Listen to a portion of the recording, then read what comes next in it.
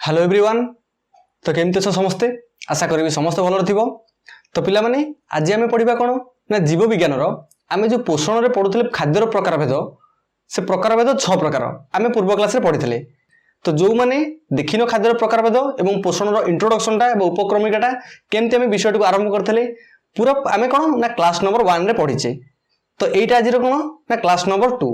Okay, तो class number 1 को समस्ते जाइए कंप्लीटली पढ़ी पढ़ी आस। जदि तुम क्लास नंबर 2 टाक बुझा चाहो क्लास नंबर 1 टाक बुझी बुझी आस, जहाँफल कि तुम रिलेट कर क्लास नंबर 2 टा क्लास नंबर 1 सहित। ओके, तो आशा करी क्लास नंबर 1 को देखिकी समस्ते क्लास नंबर 2 टाक देख। ओके, तो पिला देख आम देखिए पोषण आम खाद्यर प्रकार भेद पोषण विषय ना। तो आम पूर्व क्लास देखीजे खाद्यर प्रकार भेद मुझे प्रकार कही ना 6 प्रकार ना। देखी दियो ये खाद्यर प्रकार भेद देखिले खाद्य आमर केते ना 6 प्रकार। तो खाद्यर जो 6 प्रकार आम देखी से प्रथमटा था कौन ना श्वेतसार। श्वेतसार विषय में आम कंप्लीटली पूर्व क्लास रे पढ़ी देछे।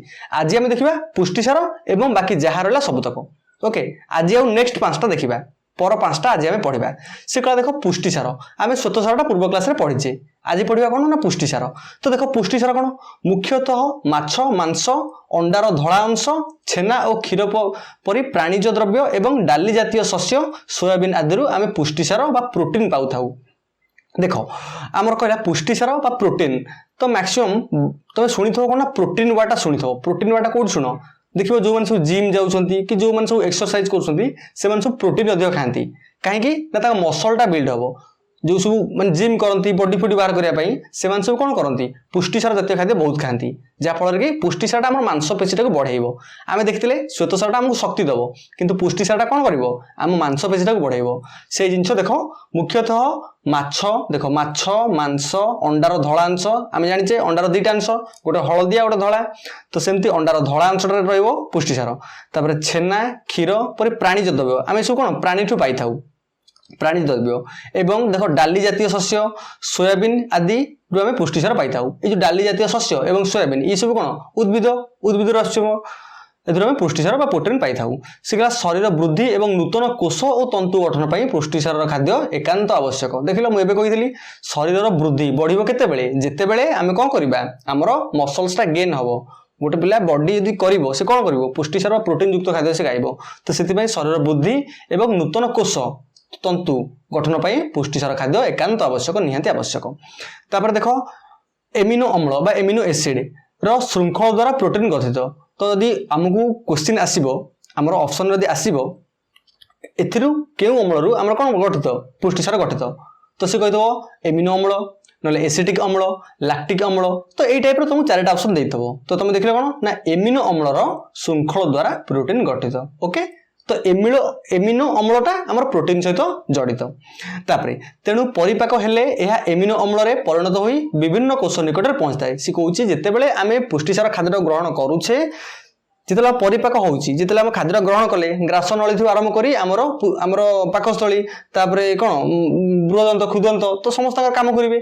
तो जितेबाला खाद्यटा अग्नाशय आरंभ कर विभिन्न से प्रोसीजर हुए मिसिकी खाद्य जो आमर सरलीकृत हो जाए से कौन स्नेहसार खाद्य स्नेहसार पाऊ गला श्वेतसार खाद्य ता खाद्य गला पुष्टिसार खाद्य ता खाद्य गला। तो सेमती पुष्टिसार कौन करिवो ना एमिनो अम्ल रे परिणत होई जिवो हेकि कोष पाखरे पहुंचबो। जिते कोष पाखरे पहुंचबो कोष कौन करिवो नूतन कोष गठन करिवो। नूतन कोष गठन होला माने तुम भाबुन मन कर गोटे शरीर रे गोटे लोक शरीर रे कौन आम जाने लक्ष लक्ष कोष अच्छे कोटि कोटि कोष अच्छे।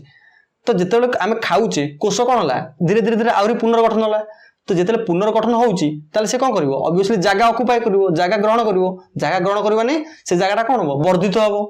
बुझि परछो देखो तबे देखो गोटे बेलून मन कर बेलून रे तुम कौन कल ना देखि तो छोट छोट बॉल गोली बॉल कि देखि दियो काच गोली गुराक तुम भर्ती कल। तो एमती मन कर काच गोली भर्ती कल तुम 100टा भर्ती कल। तापरे जिते तुम आहरी 100टा भर्ती करिवो देखो बेलूनटा कौन बड़ साइज हो जिते भर्ती कर चलो ताने कौन तुम देखुच जिते कोष से बढ़ी बढ़ी चलो आम शरीर से बढ़ी बढ़ी चलो आम मोटा ही चलवा आम मसल्सटा बढ़ी बढ़ी चलो। ओके, तो पुष्टिसार जातीय खाद्यर यहीटा लक्षण। तो एमती एमिनो अम्लटा मिसिकी पुष्टिसारटा आमको कौन करे कोष गठन करे थाए। ओके तापर देख स्नेह सार से कहला जे से स्नेह सार को आम कहू फैट्स बा लिपिड से कहला मांस क्षीर छेना लहुणी और अंडार हलदिया अंश बुझिपार देख मांस क्षीर छेना लहुणी अंडार हलदिया अंश तापर तेल घीरे स्नेह सार जातीय खाद्य थाए तो बुझिपार अंडार धला अंश अच्छी आम कौन पुष्टिसार अंडार हलदिया अंश अच्छी कौन स्नेह सार से कहला जे मांस क्षीर आमर छेना लहुणी अंडार हलदिया अंश और तेल घीरे आमर कौन रहिबो तेल एवं घीरे स्नेह सार रहिबो तापरे कोष झिल्ली तैयारी रे लिपिड रे प्रमुख भूमिका रही देखो आगु हम पढ़िबा कोष झिल्ली तो से कोष झिल्ली टाको तैयारी करिया पय कोन लिपिड रो प्रमुख भूमिका रही बा स्नेह सार रो प्रमुख भूमिका रही शरीर रे स्नेह सार चर्बी भाव संचित होई रही थाए तो देखो आम जेतेबेले कहू स्नेह सार विषय स्नेह सारटा मन रखिता आमको सब चर्बी बढ़ाइबो देखि तो बहुत लोक माने जो मोटा होता मोटा लोक मान कौन चर्बी अधिक थाए ताने कौन तर स्नेह सारा अधिक से पुष्टिसार अधिक नुह स्नेह सारा अधिक कहीं अधिक कारण से जहाँ खाइले कौन है स्नेह सार युक्त खाद्य अधिक खाइले माछ खाइले मांस खाइले नॉर्मली फास्ट फूड जानी तो जो सब फास्ट फूड खाते से अधिक मोटा हो जाती कहीं ना से स्नेह सार जातीय खाद्य बहुल मात्रा खाऊँ जहाँफल कैलोरी होगी आम शरीर लगुच जो शरीर कैलोरी होगी लगुच तो आम कौन कर ऑब्वियसली शरीर फैट बढ़ मोटा हो तो शरीर में स्नेह सार चर्बी जातीय चर्बी भाव में संचित हो रहे आवश्यक स्थले कोशीय शोषण द्वारा यह जारण हुए और यह शरीर को शक्ति जोगाई थाए तो बुझिपाल स्नेह सार शरीर को शक्ति जोगाए चर्म तले चर्बीर एक आस्तरण रही तो देखो चर्बीटा आम चर्म तले अच्छी आम जापर आम ऑब्वियसली चर्मटा कौन बाहर शरीरटा जहाँ आम देखुचे चर्म तले आम चर्बीर गोटे आस्तरण रही ताप अपरिबाही होइथिबारु चर्बी शरीर को उष्म रखिबारे साहाय्य करताए तो देखो ताप अपरिबाही चर्बीटा ताप अपरिबाही होइथिबारु हम कौन करूँ शरीर को उष्म रखिबारे साहाय्य करे तो भाव तो जो मैंने देखिथबो जो मोटा लोक अधिक गरम लगे कहीं गरम लगे कहीं चर्बीटा ताप अपरिबाही ओके तो से शरीर को से उष्म रखा साहाय्य करे तो शीत दिन कंबल घोड़ा दरकार नहीं माने घोड़ी हेबे किंतु कौन न घोड़ी हेले भी चलिबो किछि असुविधा नहीं सी पतला मनुष्यठू कौन करेंगे ना माने कम फिल करेंगे बुझिपार पतला मनुष्यठू कम गरम फिल करेंगे ओके हाँ पतला मनुष्यठू से कम ठंडा फिल करेंगे तो से कौन सी माने उष्म शरीर रखे चर्बीटा देखो धातु सार बा मिनेराल्स से कला शरीर गठन पर विभिन्न धरण धातु सार तथा लौह calcium iodine phosphorus sodium potassium आदि आवश्यक शरीर गठन पर विभिन्न धरण धातु सार शरीर गठन करने धातु सार कौन विभिन्न धरण थाए आवश्यक गोटे देख लौह calcium iodine phosphorus sodium potassium तो ये जो ना गुड़ देख ये सब कौन धातु सार बा मिनेराल्स देख मिनेराल आम कौट पढ़े मिनेराल माने धातु तो देख धातु कौन लौह गोटे धातु कैल्शियम गोटे धातु आयोडीन गोटे धातु फस्फरस देख तुम आगु मॉडर्न पढ़ आम आधुनिक पर्याय सारणी से जापर जे कौटा धातु कौटा अधातु तो ये सब धातु मन रखि था बर्तमान पर्यंत ये मन रखि था लुहा गोटे धातु लौह आम जाने लौह potassium iodine phosphorus sodium potassium ये धातु तो से जिते शरीर में ये जिन लगुच सी अवश्य कौन धातु सार हो लगुच स्नेह सार पुष्टि सार श्वेत सार जमी है से धातु सार आसीगला तो से जिनटा कौन कौटू मिले ना लौह calcium iodine phosphorus sodium potassium आदि आवश्यक ये सब कौन ना धातु सार उदाहरण से कहला जे शरीर में दांत और हाड़र गठन पर कैल्शियम और लोहित रक्त कणिका हिमोग्लोबिन गठन पर लौह आवश्यक तो बुझिपार कैल्शियम कौटी आवश्यक होउची आ लौहर कौटी आवश्यक होउची ना जेते बेले आमे धातु सार युक्त खाद्य खाउचे तो से कोन होउची सेतु जो कैल्शियम टा बाहरुची से हम हाड़ को स्ट्रांग करूची दांत को स्ट्रांग करूची एवं लौहटा से कोन करूची ना देखो आम रक्त रे थिबा हिमोग्लोबिन कणिकाटा को गठन करूची देखो हिमोग्लोबिन गठन करूची रक्त रे जोटा हम हिमोग्लोबिन रहिची तो गठन करूची के लौहटा तो सेटा धातु सार युक्त खाद्य खाइले ही हमर उन्नति हबो ओके तो सब प्रकार खाद्य खाओ तुम बेस्ट तो पिला माने जेते तुम घर मान घरे कहउछन्ती जे एटा खाओ सेटा खाओ एवं खाओ तुम कहीं ना रुटी टू आरंभ करी जो खाद्य को आम पसंद नुहे आम से खाद्य खाइबा उचित घरे बाध्य करूँ खाइबा उचित खाइले ही आमको सब प्रकार सार आमको मिलिबो श्वेत सार टू आरंभ करी आमर धातु सार पर्यंत सब मिलिबो विटामिन जल आगु पड़िबा आमे ताकु मध्ये मिलिबो ओके तो फास्ट फूड टे खाया कम करके आमर घर जातीय खाद्य खाओ देखियो तुम पई बहुत बेनिफिट तुम हेल्दी रहिबो देख तापरे यह छड़ा शरीर लौह आवश्यक होता है आम जाने शरीर लौह आवश्यक ऑब्वियसली रक्त हिमोग्लोबिन हम ना यह छड़ा शरीर आयन संतुलन रक्षा करिबारे धातु सार प्रमुख भूमिका रही देखो आम शरीर में आयन जिनस भी अच्छी ताकू संतुलन करने बालांस करने आमको कौन करा पड़ो धातु सार खावा निहांती आवश्यक तो सबु प्रकार सार रे श्वेत सार हो पुष्टि सार हो स्नेह सार हो धातु सार हो सबु प्रकार सार रे आमर कौन କିଛି ନା କିଛି ଆମର ଫାଇଦା ରହିଛି। ତ ସେଥିପାଇଁ ତୁମେ ଯାହା ବି ଖାଦ୍ୟ ଖାଉଛ ସବୁ ଖାଦ୍ୟରେ କ'ଣ ବିଭିନ୍ନ ପ୍ରକାର ସାର ଅଛି, ଧାତୁ ସାର ଅଛି କି ସ୍ନେହ ସାର ଅଛି, କିଛି ବି ଅଛି। ତ ଯେତେବେଳେ ତୁମେ ଖାଉଛ ସେ ତୁମର ସବୁ ଜିନିଷକୁ ଲାଗୁଛି। କୋଉଠି ତୁମର ବଡି ବାହାରୁଛି, ମସଲ ଗେନ୍ କରୁଛି, କୋଉଟା ଖାଇଲେ ତୁମର ଆମର ରକ୍ତରେ ହିମୋଗ୍ଲୋବିନ୍ ବଢୁଛି, କୋଉଟା ଖାଇଲେ ତୁମ ଫ୍ୟାଟ୍ ବଢୁଛି। ତ ସବୁ ଜିନିଷ ତୁମକୁ ଦରକାର। ତ ଘରେ ଯାହା କହୁଛନ୍ତି ତାଙ୍କ କଥା ମାନିକି ସବୁ ଜିନିଷ ଗ୍ରହଣ କର। ଓକେ, ତ ଏବେ ଦେଖ ଭିଟାମିନ୍। ଭିଟାମିନ୍ କଲେ କ'ଣ ନା କୋଷରେ ବିଭିନ୍ନ ପ୍ରକାର ରାସାୟନିକ ପ୍ରକ୍ରିୟା ଏନଜାଇମ୍ ସାହାଯ୍ୟରେ ହୋଇଥାଏ। ତ ଆମେ ଆଗକୁ ପଢିବା ଯେତେବେଳେ ଆମେ ଖାଦ୍ୟଟା ଖାଉଛେ କେମିତି ଆମର ସବୁ ଏନଜାଇମ୍ ଗୁଡ଼ିକ ଆମର ପରିପାକ କ୍ରିୟାରେ ସାହାଯ୍ୟ କରୁଛନ୍ତି। ସେଗୁଡ଼ା କୋଷରେ ବିଭିନ୍ନ ପ୍ରକାର ରାସାୟନିକ ପ୍ରକ୍ରିୟା ଏନଜାଇମ୍ ସାହାଯ୍ୟରେ ହୋଇଥାଏ। ତାପରେ କହିଲା ଭିଟାମିନ୍ର ଉପସ୍ଥିତିରେ ସେ ସମସ୍ତ ପ୍ରକ୍ରିୟା ସୁଚାରୁ ରୂପେ ସମ୍ପନ୍ନ ହୋଇଥାଏ। ତ ଦେଖ ଭିଟାମିନ୍ର ଉପସ୍ଥିତିରେ ବୁଝିପାରୁଛ ଭିଟାମିନ୍ କ'ଣ କରୁଛି ଆମର ପର୍ଯ୍ୟବେକ୍ଷଣ କରୁଛି। ତମେ ଯେତେବେଳେ ପରୀକ୍ଷା ଦଉଛ, ଦେଖ ତମେ ଯେତେବେଳେ ତମ ପରୀକ୍ଷା ଦଉଛ ତମେ କ'ଣ କରୁଛ, ତମ ପରୀକ୍ଷା ହଲରେ ଯେଠି ତମ ସାର୍ ମାନେ ବୁଲୁଥିବେ, କାହିଁକି ନା ତମେ କପି ନ କରିବ କି କଥାବାର୍ତ୍ତା ନ ହବ। ତ ସେ ଜିନିଷ କରିବା ପାଇଁ ତମ ଚାରିପଟେ କିଏ ଜଣେ ସାର୍ ବୁଲୁଥିବେ। ତ ସାର୍ କ'ଣ ତମକୁ ନିରୀକ୍ଷଣ କଲେ, ଦେଖିଲେ ଯେ ପରୀକ୍ଷା ସୁଚାରୁ ରୂପେ ହଉଛି ନା ନାହିଁ। ତ ଭିଟାମିନ୍ କାମ ହେଲା ସେଇଆ, ଯାହା ସାରଙ୍କ କାମ ପରୀକ୍ଷା ହେଲେ ଭିଟାମିନ୍ କାମ ସେଇଆ ଆମର ପରିପାକ ସମୟରେ, ଖାଦ୍ୟ ଖାଇବା ସମୟରେ ଭିଟାମିନ୍ର କାମ ସେଇଆ।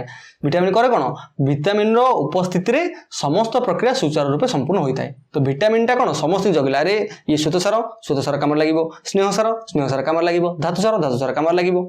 ତ ସେଥିପାଇଁ କ'ଣ ଭିଟାମିନ୍ର ଉପସ୍ଥିତିରେ ଆମେ କ'ଣ କରିବା ସବୁ କାମ ସୁଚାରୁ ରୂପେ ହେଇପାରିବ। ତ ଭିଟାମିନ୍ ଅଭାବରୁ ଶରୀରରେ ବିଭିନ୍ନ ପ୍ରକାର ରୋଗ ହୋଇଥାଏ। ତମେ ଦେଖିଥିବ ବହୁତ ପିଲାମାନଙ୍କର ପେଟ ବାହାରି ପଡୁଥିବ, ହାତ ଗୋଡ଼ ସବୁ ସରୁ ହେଇଥିବ। ତ କ'ଣ ଭିଟାମିନ୍ର ଅଭାବ। ତ ଭିଟାମିନ୍ର ଅଭାବ ହେଲା ମାନେ ଆମ ଆଖି ହଳଦିଆ ପଡ଼ିବ, ପରିସ୍ରା ବି ଆମର ଦେଖିଥିବ ହଳଦିଆ ଆସିଯିବ। ତ ଏଇ ଜିନିଷ ଗୁଡ଼ିକ ସବୁ ଭିଟାମିନ୍ର ଅଭାବରେ ହୋଇଥାଏ। ତ ଜଳରେ ଦ୍ରବଣୀୟ ଭିଟାମିନ୍ ଶାଗ, ପନିପରିବା ଓ ଫଳ ଆଦିରୁ ମିଳିଥାଏ। ତ ଦେଖ ଜଳରେ ଦ୍ରବଣୀୟ ଭିଟାମିନ୍ଟା ଆମର କୋଉଠୁ ପାଇଥାଏ, ଶାଗ, ପନିପରିବା ଓ ଫଳ ଆଦିରୁ ମିଳିଥାଏ। ଓକେ, ହଉ।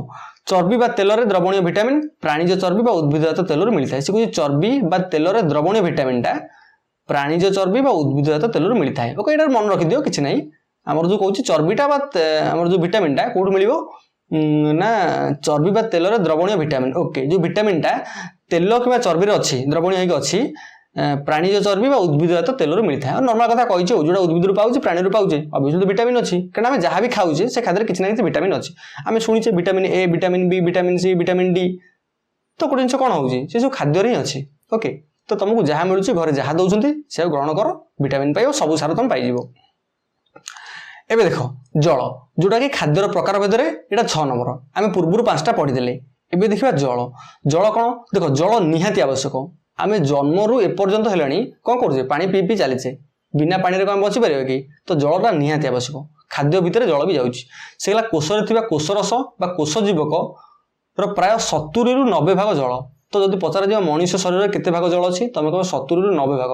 ଆମ ଶରୀରଟା ଭାବିନିଅ ପୁରା ଜଳରେ ଗଠିତ ହେଇଯାଇଛି, 70ରୁ 90 ଭାଗ। ତ କୋଷରେ ଥିବା କୋଷରସ ବା କୋଷ ଜୀବକର ପ୍ରାୟ 70ରୁ 90 ଭାଗ ଜଳ। କୋଷରସ ବା କୋଷ ଜୀବକରେ ଆମ 70ରୁ 90 ଭାଗ ଜଳ ଅଛି।